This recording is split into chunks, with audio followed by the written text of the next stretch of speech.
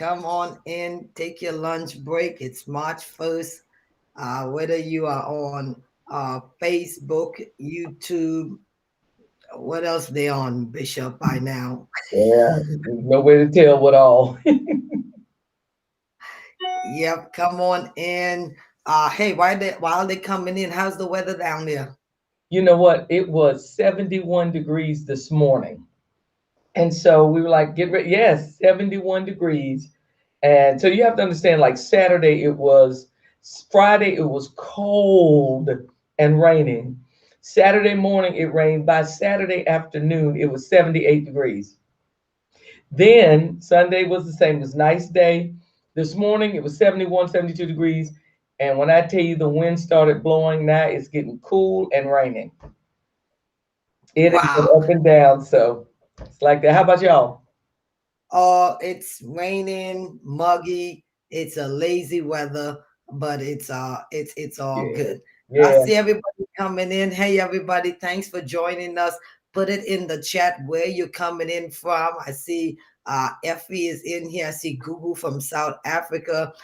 Good Oh. to see everybody. It's March the 1st, and Bishop, tell them what this month is all about. This is, first of all, it's Women's History Month. And it is very important that we take time to celebrate the accomplishments of women because I know it's history. I think that's what we said, Dr. Jen. Not just history, but it's her story. We have a major part of this. And I think that all of the world will suffer if we don't learn what we can from the women that God has. And so we're just talking about leadership and not necessarily have to be female leadership, but leadership because we need leaders. Yeah, Absolutely. I don't know if you can see all these I people, Bishop, can. but there's folks in Fredericksburg, Oh my Virginia, God. Woodbridge, Virginia, Africa, Nairobi, Greensville, North Carolina, Karen Snug, SU, Doug. Yeah. San Antonio, Youngstown, Oh, wow.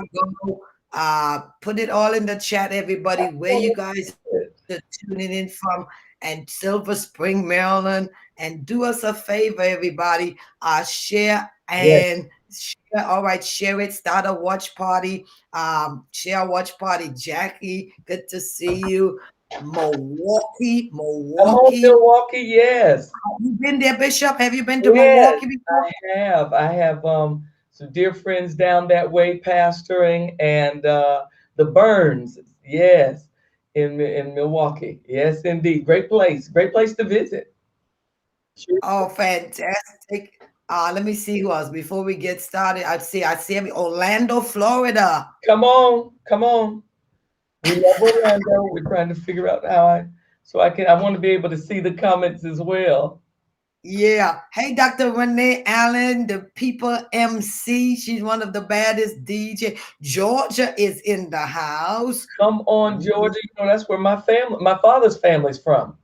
Oh, really? Yeah, Winston-Salem, North Carolina.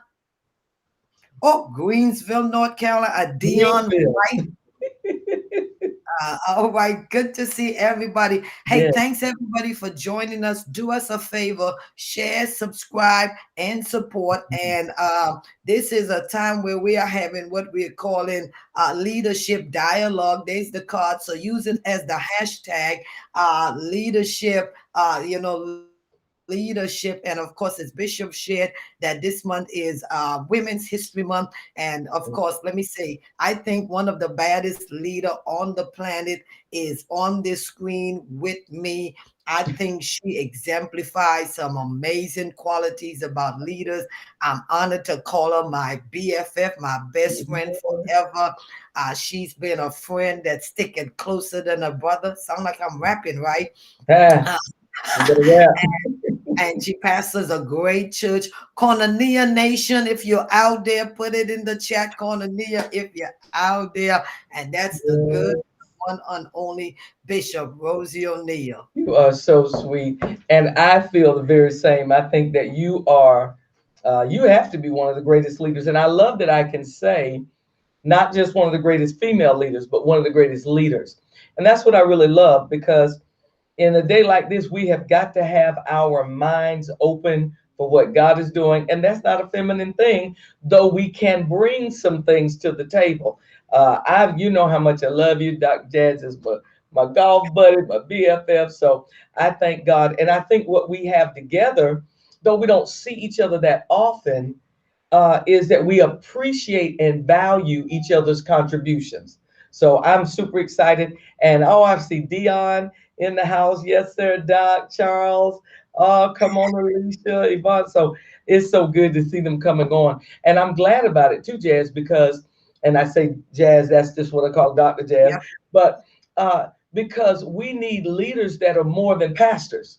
Mhm. We want to raise up leaders that maybe are members of church or in their organizations where they work. We need leadership. So yeah.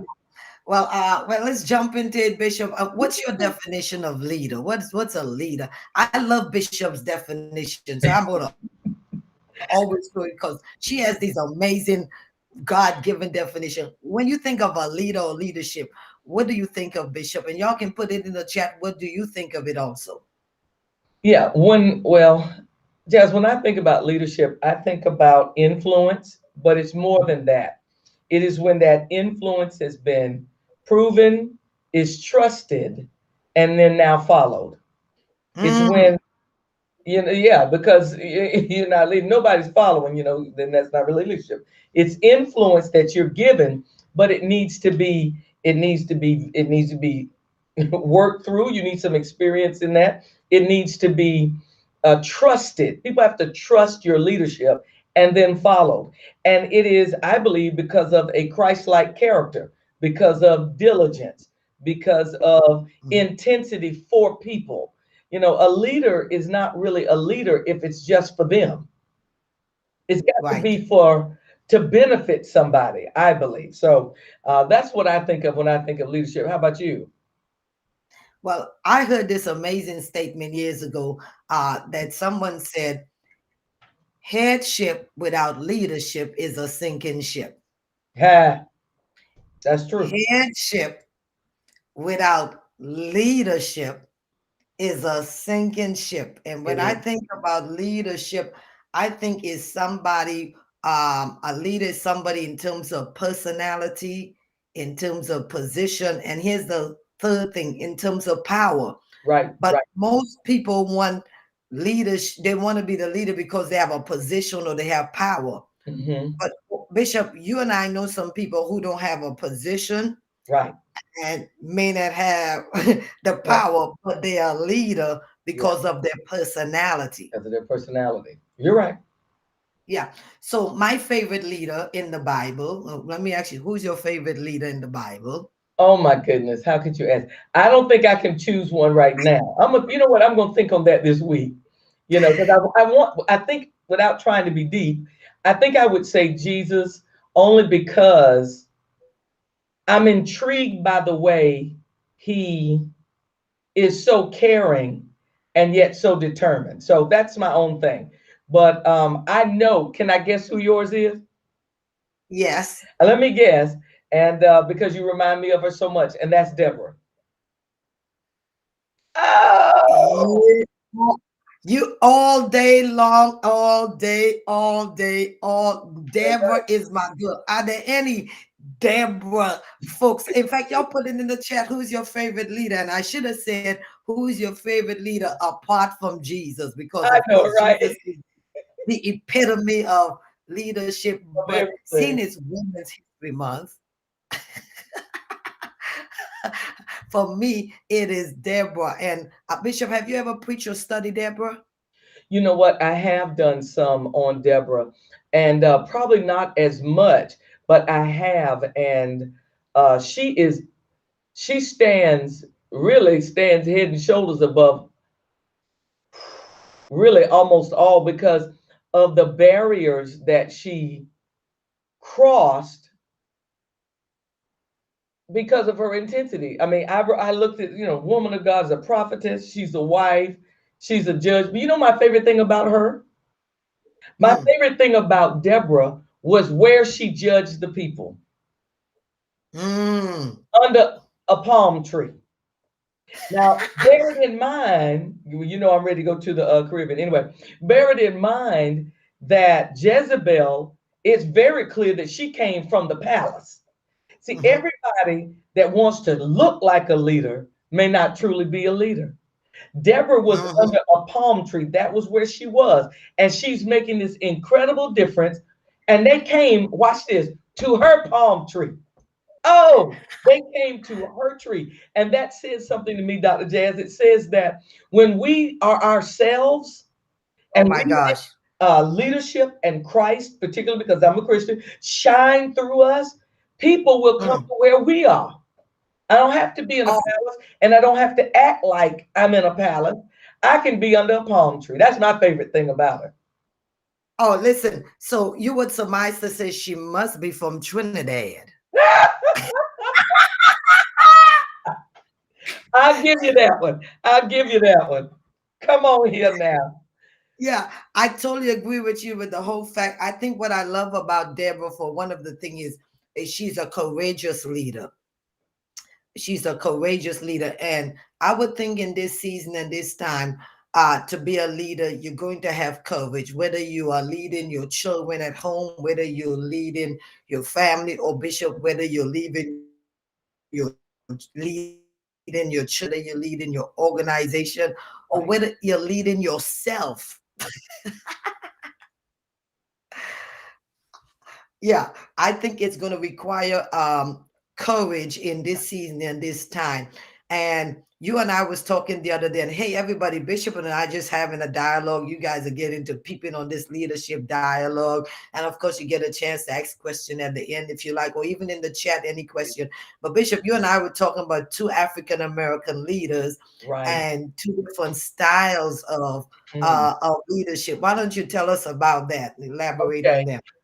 Guys, the other day, Dr. Jazz and I were talking about the difference between Claudette Colvin and Rosa Parks. And, you know, Mm. Claudette Colvin was arrested. I think her date, I wrote it down. Yeah. March 2nd, 1955, almost 9 months before Rosa Parks, refused to give up her seat. This young 15-year-old, relatively dark skinned young girl refused to give up her seat. And she was, she's pretty much unknown. She's mentioned in the museum, the African American history, in Rosa Parks section. But she was the one that most people, she said it in herself. She said, people had problems and stood up and they're like, this is not right. But they normally got off the bus. She wouldn't get off the bus. So she really was the one that was the catalyst to begin the bus boycott.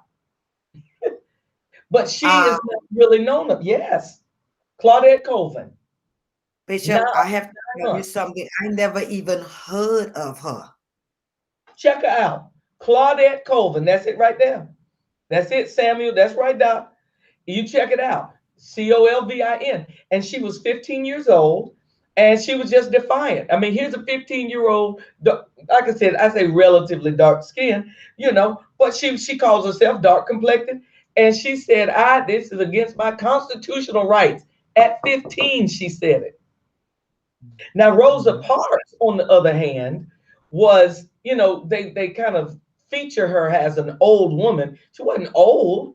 She was a mild mannered woman, soft spoken, but she was an activist that worked for NAACP. Hmm. But they said that they think because she was lighter skinned, that it kind of made Hmm. it easier for white people to handle her being the one to say we're not doing this. But I just remember how interesting is that? Wow. Yeah, I just Google her, Yeah. Claudette Colvin, yes, a pioneer of the 1950 civil rights movement, retired nurse. On March 2nd, 1955, she was arrested at the age of 15 in 15. Montgomery, Alabama, for refusing to give up her seat to a white woman on a crowded, segregated bus. This Yep. occurred 9 months before the more widely known incident in which Rosa Parks, Right. secretary of the local chapter of the Bishop, I learned something to look. So look, wait a minute. This lady Jackie, look, Jackie, can you see that? Yeah, Jackie Manning just that's give us right. the whole thing and post it. That's Wow. So good. what did we learn from Claudette? Well, there are a couple things that stood out to me. First of all, I love the fact that she was 15 years old. That thing tickled me. And I loved it because whenever we become aware of our rights, that's what I love about faith. At the moment I understand something's for me, something ought to shift. This young Mm, girl says, I'm not giving up my seat and I'm not getting off the bus. Just take me to jail. And they did. And she became a catalyst. But this is what I've loved. I love, I think, most about this woman. When you see her, the last thing I saw of her, she was about 80 years old. But what I adored, Dr. Jazz, oh my God, I wish I could scream it from the housetop. She did not sound bitter when talking about the difference between the way she is remembered and Rosa Parks. The lady said, mm, why do you think that Rosa Parks was given all of this attention? And she said, well, they felt like by she would have been had a better image. And some Tracy said colorism, true, but she had a better image mm. to communicate the message. Now, we've seen that in a lot of things. We saw it in Dreamgirls. We saw Diana Ross had a voice that could translate easier, as opposed to the big voice that the other lady had. So, but here's the point. Here she was at 80. She was not bitter. She recognized she did what she could, and she still is a leader. Watch this. Some leaders, oh God, help me. I got excited. Some leaders Go ahead. are amazing because they move masses. Other leaders are amazing because they create other leaders.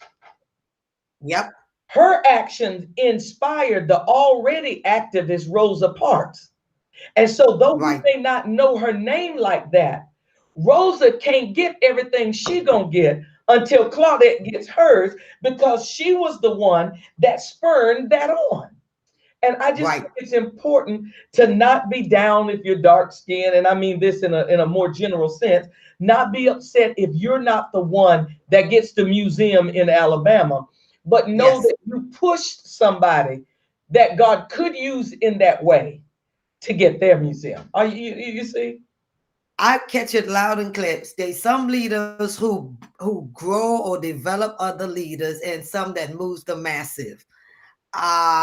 Bishop, which one you think you are? I'm thinking about that. I might be a massive leader. You are the masses.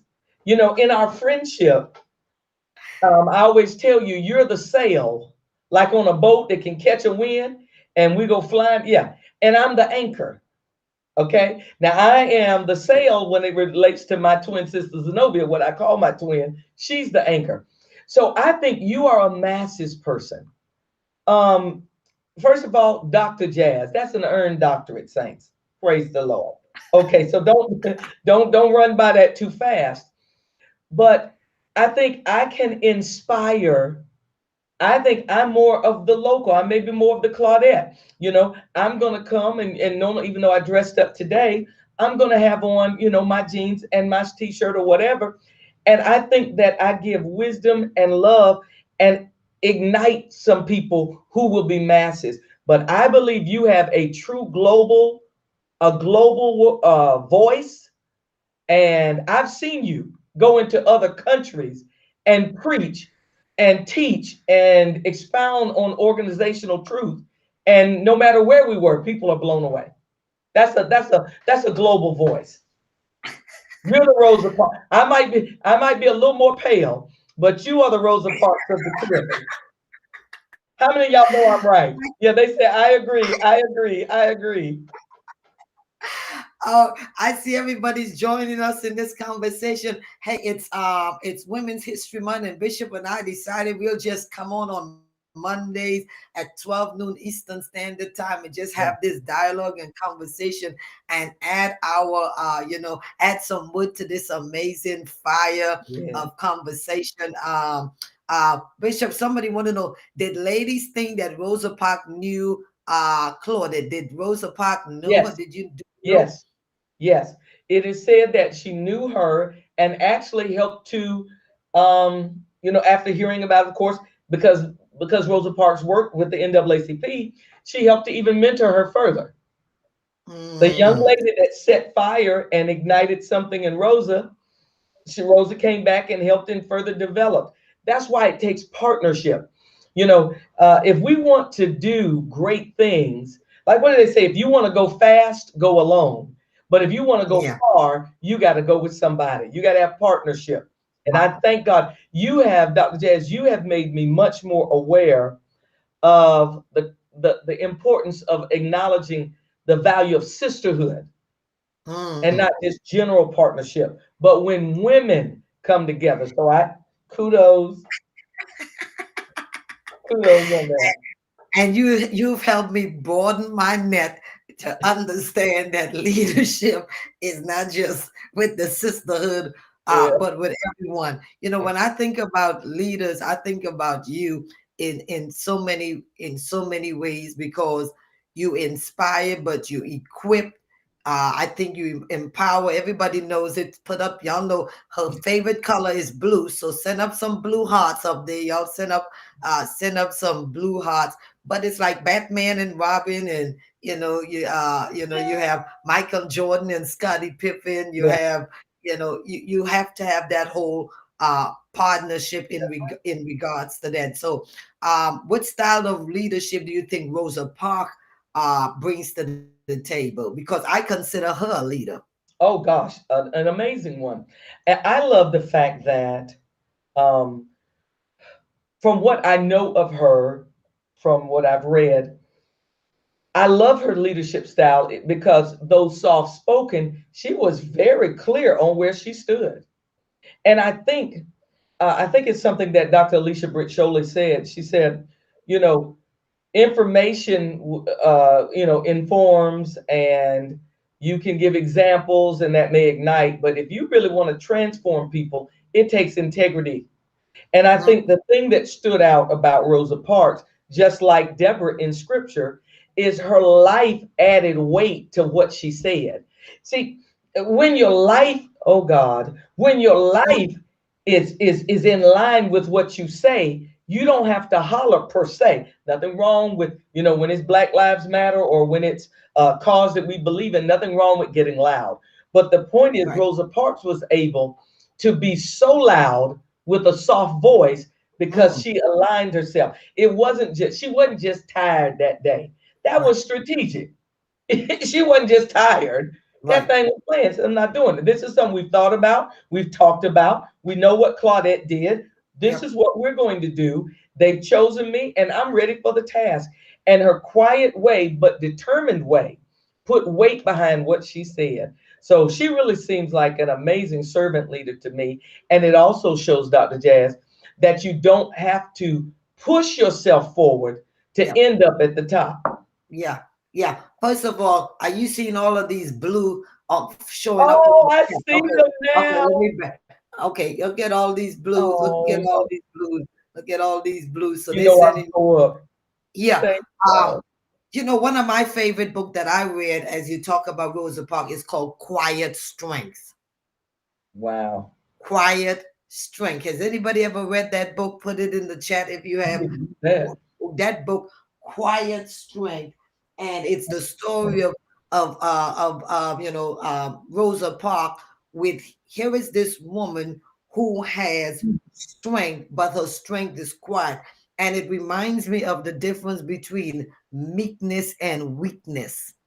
Oh, The that's good. difference between meekness and Right. weakness. And what I said, I heard an old man told me years ago. He said, meekness is strength under control. Under It's control. like if there's a horse out there and the horse is running wild and the horse is able to gallop and the horse is able to do so much stuff, and then somebody brings the horse into the barn and saddle the horse. Yeah. The horse still has the same strength that is normally out there, but Hmm. the strength is under control. And I think it is just an amazing concept when I looked at Bishop Rosa Parks, that you can be strong and don't have to be forceful. Yeah. Yeah. Though there's nothing wrong with it. And I wanted, before you go on, Dr. Jazz, one of the members said that one of the people watching said how important it was to remember that the Black Lives Matter was not really loud. It was just a lot of people that believed in a cause. Mm, Yeah. But wow. oh, I love that about really powerful and not necessarily forceful. That's awesome. Yeah, and I think what kind of leaders do you think is going to be needed for this 21st century, Bishop? I'm pondering that in my own what kind of style, because I think I'm always developing as a leader. Mhm. And I know last year when COVID hit, I call it crisis leadership. Now, for me, you know, I'm in the cockpit and COVID hit. Yeah. I'm like, this plane, I've got this. I was on autopilot. I was just going, going, going, going, going, Yeah. I think just we going, all going, were. going, because you got all these passengers and they're not seeing what you're seeing in the cockpit. So you call it crisis leadership. Yeah.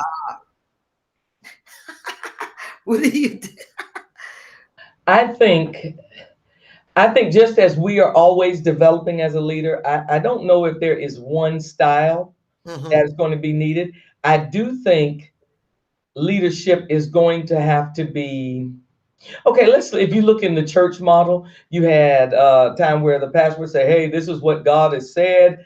This is what we're going to do." Okay, you had that. Then you mhm, start seeing some leaders to carry their people on retreats, and they start giving the basics of a vision, and the people start digging through it together, and then as a team they come to a conclusion. So we mhm, have various styles of leadership. We see it in scripture, various styles.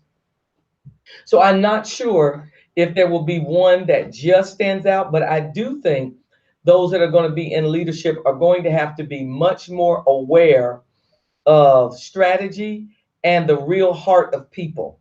mm. Look at these millennials and the way they have flipped this country upside down as it relates to Black Lives Matter and the racial injustice.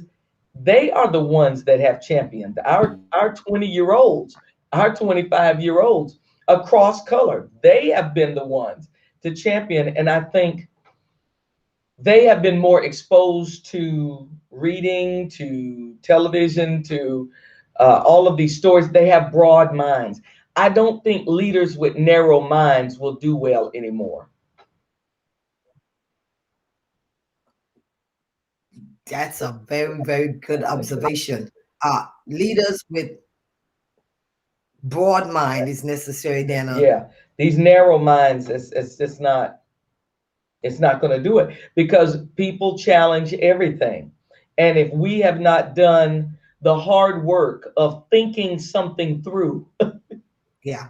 because a lot of stuff when we were coming along, you said it because that's what they said. The people Right. that came before you, you just said Mhm. whatever they said. That's not going to work. Yeah. That's not going to work. Yeah. Another big thing for me is a leader gonna have to be somebody who has foresight. Yeah. And my one word that people, my church sometimes get whiplash in it is you got to be able to pivot. In this space, you've got to be able to pivot. I don't know if you were reading something about something was happening with the Kojic. I'm not Kojic, so but they Mhm. were voting and some Yeah. things. Okay, and this toss between new wine and old wine skin, Yeah. and how it's gonna fit into this new era or this season or this time. Not focusing on COVID, but I was just thinking about the Yeah. whole thing about for me is pivoting, and I think with COVID-19 crisis leadership is jumping out of the plane with the parachute and and hoping this thing is going to Yeah. open because I've had to pivot so many times this last year, this year, Yeah. that I experience sometimes fatigue. Oh yeah. Oh, definitely. And I remember some months ago when we talked about it, and you said, "Oh, Neil, it's time to pivot." And I was like, you know what? When I tell you, and both of us played basketball, and so for those that may not have played, The pivot means you have one foot that is firmly planted and it cannot move, but it affords you the opportunity to spin around and get different vantage points. Yeah. And that's really what Dr. Jazz, I hear you saying, how important it is that we pivot, because we got to realize we haven't lived in this time before. We've not lived in this time before. And if we try to force what we are comfortable with on a new era, we're going to get swallowed up. So it's like you said, it's time to pivot, get a view, vantage point. Like I'm sitting in what was an office for a staff member that's Wow. been turned into a small studio. Wow. Okay. So now instead of the kind of staff that I had before, I've added one, two, three or four technical positions. Yep. So who knew you would have to have that much on technology side? So you have to pivot with that. Same thing, even if you're dealing with your family. We have to remember we are not raising our children in 1960. Nope. We're not raising them in the 80s. Now there are some stuff that remains true.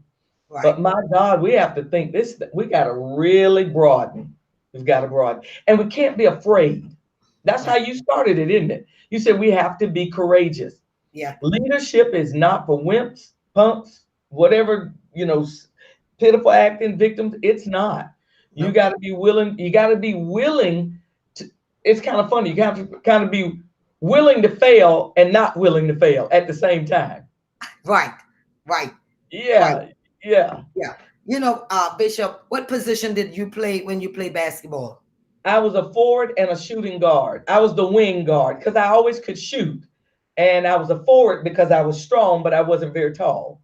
Yeah. Well, I was the point guard. I know you were. Because I was too short to even be Yeah. the power forward, but I was the point guard, and to be able to pivot as much as I can, but keep the tempo. Do you thrive in crisis leadership? Do you thrive in crisis, I should say? For me, you know what I I'll do. be transparent to say to you, I came alive. Yeah. A crisis does not scare me as much as it stirs. Right. Oh my goodness, it's my creativity, things that had lied dormant, things that Yeah. I didn't even think I had the gift in Yeah. or the skills or whatever. When that crisis hit, something, boom, just hit me, and I just kept on Yeah. moving. You talked to me a couple of weeks ago.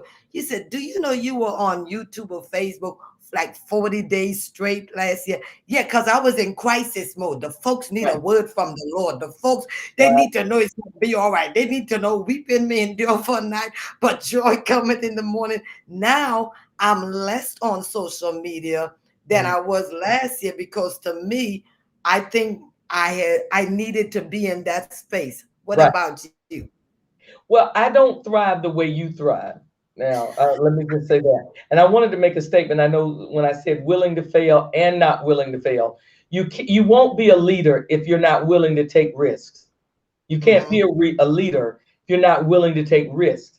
But at the same time, you have to have so much stick-to-itiveness that you say, and I'm not going to let this thing go down. So willing to fail and not willing to fail. But yes, I did not come alive in the same way, because I took a minute. I got overstimulated. I said, okay, wait a minute. And I think my strength is in maintaining an environment. In some ways, I am like a Moses. Mm. Okay. And I'm open enough to, I believe, to get Joshua infusions. And I think you are Joshua 3.0 on steroids. And so, but there's room for us. That's the thing that I love. Like I said, Deborah was my girl. Deborah under the palm tree. That's where you're gonna find Bishop. Bishop is going to be under the palm tree. Now I know Dr. Jazz came from Trinidad, but when you catch Bishop, just like on an Easter Sunday, I preached some years ago, planted, not buried, and I had them build this big tomb on stage. And I was in my robe preaching, and they were like, "Why Bishop got on the robe?" Well, it's Easter. And I went in, And when I came out, I had on shorts, and I preached the rest of the sermon in Bermuda shorts. I'm gonna be under the palm tree. So I think I do well at keeping people calm and steady.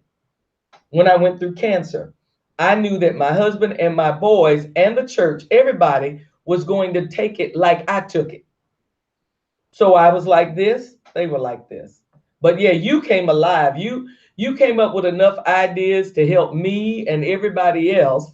And it was really awesome to see how God did that through you. Oh, well, thank you. Hey, everybody, thanks for joining us. This is just Leadership Dialogue with my BFF, the one and only Bishop Rosie O'Neill. We decided to come on Mondays at 12 o'clock. We're trying to keep it 30 minutes because we know y'all got to go back to uh, work, and we do also, but we wanted to come on and just for the month of March, which is Women's History Month, and talk about leadership and, the She Is in Leadership, and to give some focus. Bishop, you got time to take one or two questions? I do. I All do. right. If you have any questions, put it in the chat that pertains to leadership or anything we can clarify. And while we're doing that, make sure you follow us, Bishop Rosie Yeah. O'Neill. Yeah. I was going to tell you, I got to tell you my information. I Yep. can't. What is it? Is it at Bishop Rosie? I think. Yes, I think. Okay, yeah. I think it's at Bishop Rosie on Facebook, and it's Bishop Rosie O'Neill. It is at Bishop Rosie. There it is right Yeah, there. and my At website, Bishop Rosie Rosie. O'Neill. Yeah, at Bishop Rosie, and you can go to rosieo'neill.com. And if you want to do Cash App, I think it's Bishop Rosie as well. So, but Dr. Yeah. Jazz, This is yeah, what kind of questions you got? Yep, and this is for my morning broadcast. So, Uh-huh. at noontime we'll clean it up. But let's see if we got any questions from anybody. And again, share, subscribe, and support. Yeah. And of course, welcome to rewatch it on we are actually doing something that we've never done before, and that is it's collaborating. So it is seen on my Facebook and Bishop's Facebook simultaneously, so you can check it out. Okay, here's the question that coming, Bishop. You see it on the screen? How do we raise up Joshua and Josephine? How do we raise up Joshua and Joseph? Okay, I got you. Dr. Jazz, I think one of the things, what a great question, first of all. I think one of the things that happens is we feel like we can't develop. A lot of times people feel like they can't be mentored unless it's individual. I don't believe that's the case. I think I have been phenomenally impacted by people that I have never met. Jesus said this. He said, my words are spirit and they are life. He says, he said, when I'm speaking, he said, if you hear my words, then you have an opportunity to grow and learn. And I think that people like following this all month, there's some mentoring, real solid mentoring that will go on as we work and discuss Deborah's things and as we talk about leadership. So I think the way that we will raise them, the Joshuas and the Josephines, is to encourage them to truly connect. Okay. And in our day and age, this is not 1,000 years ago. A person I found out I got some members in California. They have followed, they have listened to YouTube sermons. They started giving. And when you start giving, you tap into grace. So I really believe we can bring them up and raise them up through these kinds of vehicles. What are your thoughts on it, Jazz? Yeah, I'm big on mentorship this season. I think mentorship, I think of like Naomi and Ruth, where Ruth is get an opportunity to glean as much as she can. And so this kind of conversation is part of raising up the Joshua and the Josephine. And that was my mentee. She's a young Presbyterian pastor, Prelo. That's my mentee who's there asking the question and stuff. Okay, I got Jacqueline Johnson. Sister Johnson, here's your question. What strategies do you plan to implement post-COVID? Hmm. That's a good question as well. Oh, you want me to start? Yes, yes, ma'am. Oh, well, one of the things, because what I do, my leadership is, of course, I'm over our church, and I have 20 some churches under, and then in the city. So I have to develop a strategy for the church, for my Reformation Koinonia Fellowship of Pastors and things, and then for my city. Church wise, I am understanding it will never be exactly as it was. So I have to develop the hybrid model, which is what we're doing. We are making the plans for the way we will re-enter the sanctuary. Hmm. We are also maintaining that we will never be able to come offline, because there are some people that is how they will gain that fellowship, our e-church. And as it relates to my pastors, now I'm developing classes. Like maybe 2 years ago, I might have been teaching them on, how to develop a sermon or how to do a church budget. Now I'm talking about how to interview Zoomologists so that you can do, do some things online. So that's what I'm doing, Jazz. I'm trying to work with my executive pastor and studying other models to see what fits in with my flow and personality. And then I'm moving forward. How about you? Yeah, I think of this thing that Bishop Jakes often say to us, and that is, I want you to think in decade. So I'm Mhm. not really thinking about COVID as much as I'm thinking in decade. I'm thinking for 2030. Because of course, I don't have a building, so and I'm planning to be a digital church for a mighty, mighty, mighty, mighty, mighty long time. A digital church. So what I'm thinking about strategic wise is, where do I want to see my organization by 2030, and Mhm. plan with that in mind. So that's Yeah, been helpful. yeah. Listen, these people are just, we got one more, and before we do, there's a lady that you prayed for, Bishop O'Neill. Here she is. Mhm. Here she is, Pastor Dubai. Remember, I told you she had a Yeah, but yeah. here she is. She's on this feed. Yeah, what Oh, she said, whoa, the dynamic duo. What a blessing for you both to be here thank you. for us. So, Reverend Oh, Dubai, we love you we and love thank you. God for raising you up. Raising her up. Oh my goodness. Hey, Mm, everybody, we're going to be here every Monday in every the Monday. month of March at 12 o'clock. And we want you to share a watch party. Yeah. While we take this last question, the rest of you, can you put it in the chat? If you are pastor or leader, put P and L so we can see who are in here. Put it in here while we get this last question from this person. Here it comes. Have quarantine have a negative effect on your church congregation? Have they fallen off? And what have you done to keep connected? Bishop, you go first. Now, that's a long question. So I don't know if we'll be able to cover that today, because I could go 30 minutes on that. Okay. Because if you want to start, I think I will wait till next Monday, because there really are some specific things that I'd like to share. Absolutely. So, Shan Robinson, can you hold on? Give us a thumbs up. Can your help is on the way? But in Yeah. the meantime, I'm seeing all of these people again. If you're a pastor or if you're a leader, That's great. put it in the chat. Let us know. Victoria is a pastor and a leader. Pamela, leader. Jacqueline Judson. Hey, slow down, y'all. I can't read all that stuff. Linda Long, I see you, pastors and leaders. All right, leaders of Shirley children. Peel, that's one of my pastors. Say it again, Bishop. I said, Pastor Shirley Peel, that's one of my pastors. I love her. I love her. Fantastic. So this is leadership dialogue. And even if you're not over an organization or a church, you are a leader of yourself. You You have are a sphere of influence. absolutely. So And again, thank you to that lady for giving us the chance, because it was such a great question. I here don't she want is us right to here. race through it. Look what she said. She said, Pastor, prophet, and I can hold on. Ah, come on now. Come on now. I I love get it. you. Well, everybody, thanks for joining us. Bishop, final remarks before we bid them farewell. No, I listen, just understand that leadership is who you are, and God has anointed you for it.